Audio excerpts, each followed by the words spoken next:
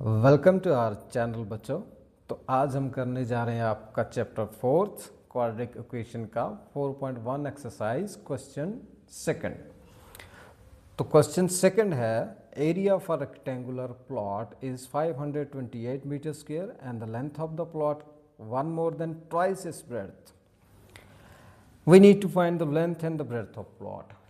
तो बच्चों हमें एक रेक्टेंगुलर प्लॉट दिया है, तो ये हमारा एक रेक्टेंगुलर प्लॉट हो गया। इसकी जो ब्रेड्थ है वो हम x कंसिडर करेंगे, लेंथ को x प्लस 1 2x प्लस 1। इन्होंने क्वेश्चन में है length of the plot is 1 more than twice the breadth. तो बच्चों अगर हम इसकी ब्रेड्थ को x मानेंगे तो इसका ट्वाइस कितना हो गया 2x, और इन्होंने बोला है 2x प्लस 1, इसके दुगने से एक ज़्यादा है। लेंथ हमारी 2x प्लस 1 हो गई, ब्रेड्थ x हो गई। तो length of the breadth of the plot x और देयरफॉर लेंथ 2x प्लस 1 हो गई। तो एरिया फाइंड आउट करना है हमें। एरिया ऑफ रेक्टेंगल आपको पता है, एरिया ऑफ रेक्टेंगल होता है बच्चे लेंथ इनटू ब्रेड्थ। तो हम इन दोनों को मल्टीप्लाई कर देंगे सिंपली, लेंथ और ब्रेड्थ को, जो कि हमारा x 2x plus 1, x multiply 2x square plus x 528 के इक्वल दिया है इन्होंने एरिया। तो 2x स्क्वायर हम एज इट एज लिखेंगे x, और ये माइनस हो जाएगा। तो ये होगी हमारी रिक्वायर्ड इक्वेशन। तो हम लिखेंगे hence the length and the breadth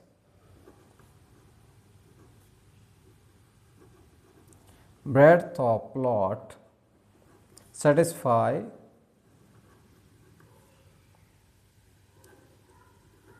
the equation। तो ये बच्चों इक्वेशन को सेटिस्फाई कर रहा है। तो इसकी जनरल फॉर्म जैसे हम लिखते हैं वो है ax square bx plus c। तो ये इस क्वाड्रेटिक इक्वेशन को फॉलो कर रहा है। तो हमने लास्ट में लिख दिया कि हमारा जो इक्वेशन आया है वो इस इक्वेशन को सेटिस्फाई कर रहा है। अब कर रहे हैं हम क्वेश्चन सेकंड। तो क्वेश्चन सेकंड है जो हमारा,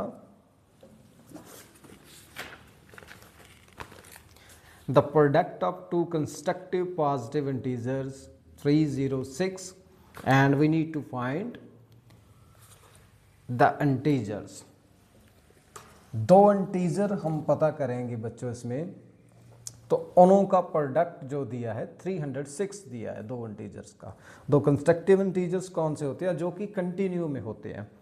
तो फर्स्ट इंटीजर हम कंसिडर करेंगे। Let the first integer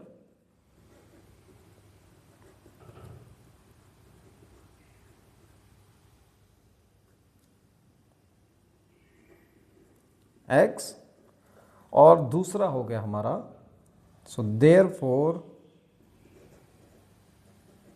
second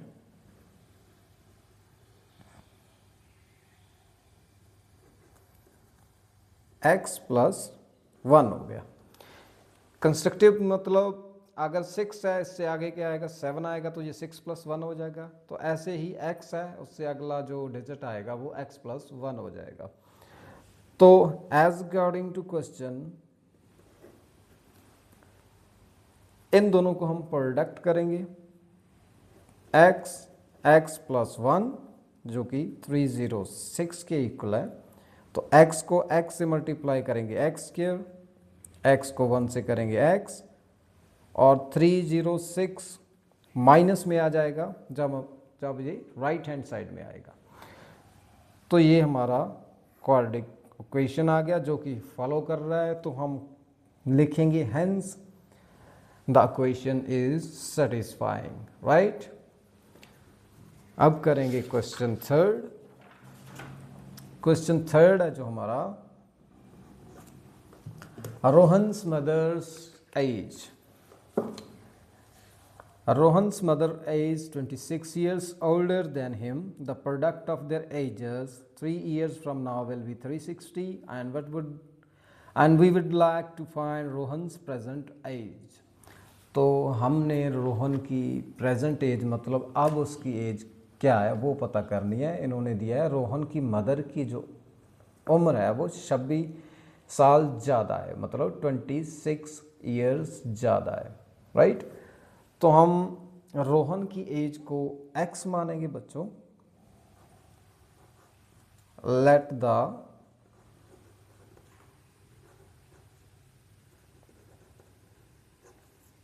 Rohan as, जो कि हम x कंसिडर कर रहे हैं, हिज मदर एज, तो उसकी मदर्स की जो एज है वो 26 ईयर ज़्यादा है रोहन से। वो 26 साल बड़े हैं रोहन से, उसके जो मदर है। तो हमने लिखा x + 26, तो 3 साल बाद क्या होगा? After 3 years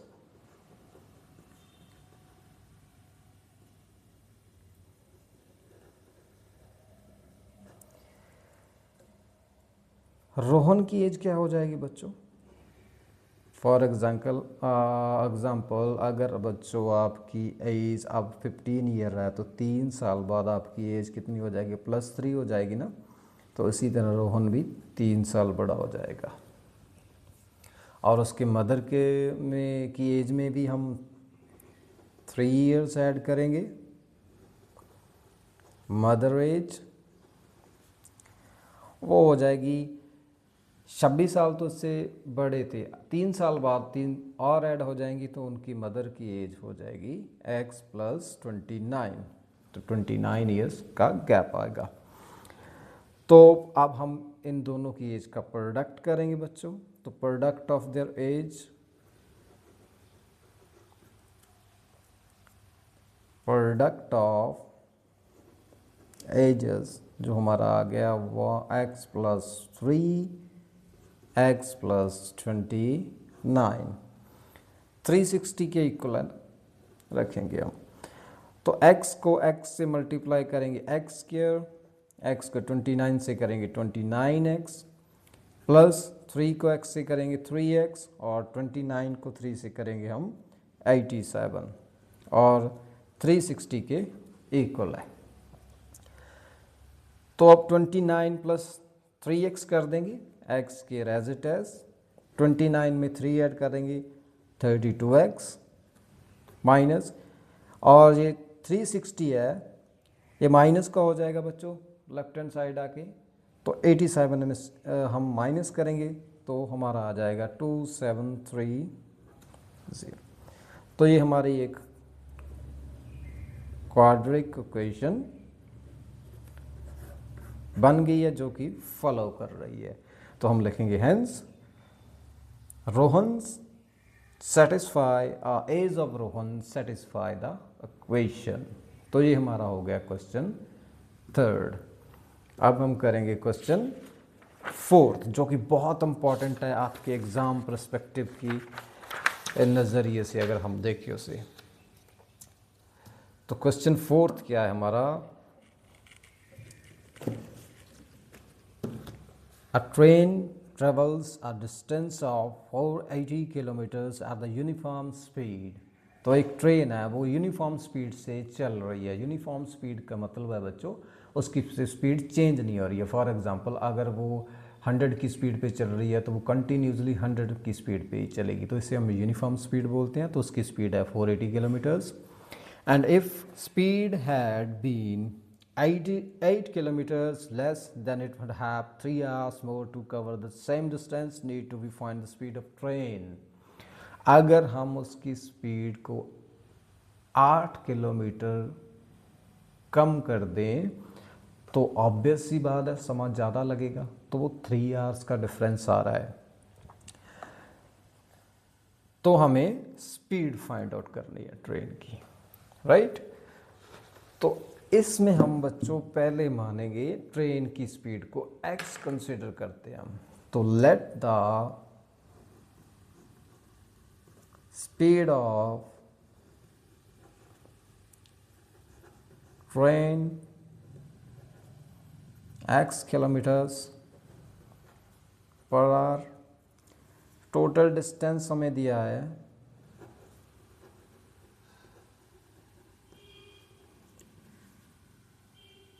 480 kilometre. तो therefore time taken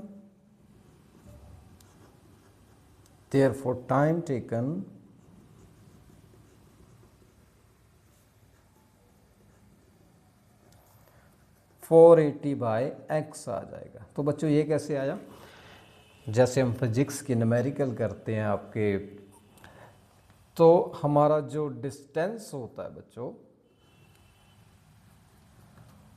वो क्या है हमारा, सॉरी हम स्पीड बोलते हैं। स्पीड जो है हमारा, हम स्पीड जो कैलकुलेट करते हैं तो हम लिखते हैं डिस्टेंस अपॉन टाइम, राइट। अब हमने स्पीड तो फाइंड आउट करनी है, तो हम अब क्या लिख सकते हैं, जो हमारा टाइम है वो आ गया डिस्टेंस अपॉन स्पीड। तो हमारा डिस्टेंस 480 है और स्पीड हमने x कंसिडर किया है। और दूसरी कंडीशन क्या है, इफ द स्पीड, अगर हमारी जो स्पीड है had been 8 kilometres less, 8 kilometre कम कर दें अगर हम उसकी जो स्पीड है, लेस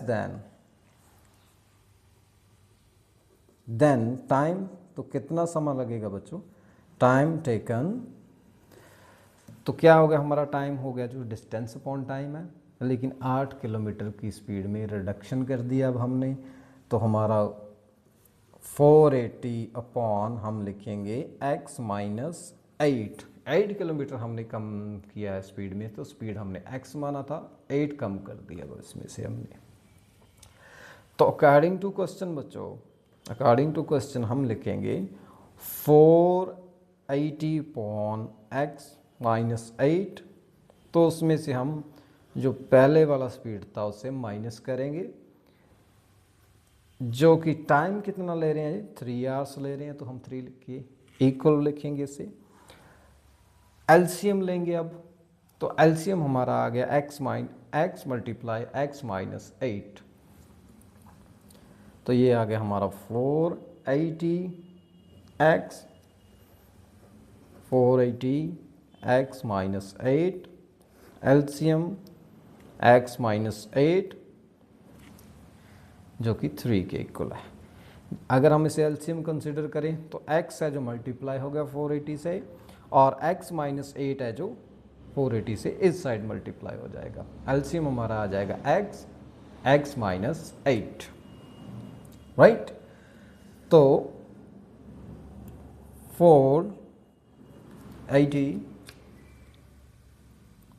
माइनस 480 x हो जाएगा जब हम इससे मल्टीप्लाई करेंगे x से, एंड प्लस 480 को अगर हम करेंगे मल्टीप्लाई 8 से, तो 0, so that is 4, that is 3840।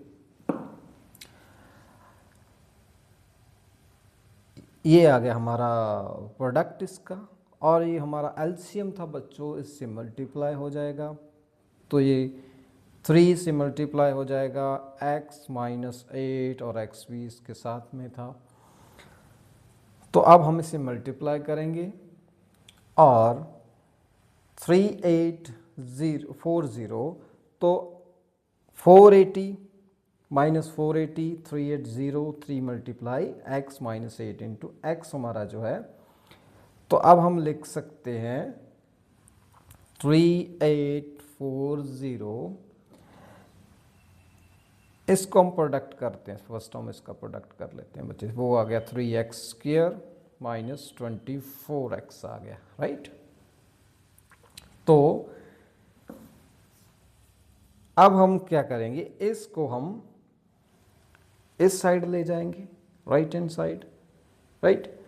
तो हमारा जो इक्वेशन बनेगा बच्चों वो बनेगा 3x² 24x माइनस 3840। तो ये हमारा ये एक क्वाड्रेटिक इक्वेशन बन गया बच्चों, जो कि सेटिस्फाई कर रहा है इस फॉर्म को ax² bx प्लस c को।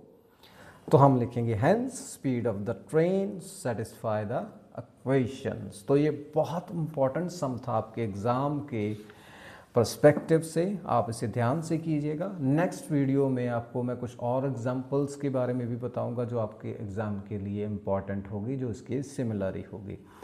तो thanks so much for watching बच्चों, and don't forget to like and subscribe my channel. मिलते हैं नेक्स्ट वीडियो में।